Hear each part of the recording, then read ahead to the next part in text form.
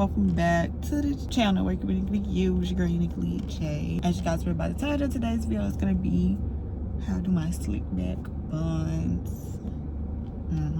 So don't forget to like, comment, share, and subscribe to the channel if you haven't already. Turn on the post notifications so you get notified when I upload for you guys. Let's just get into this tutorial because it's gonna be real straight and simple to the point.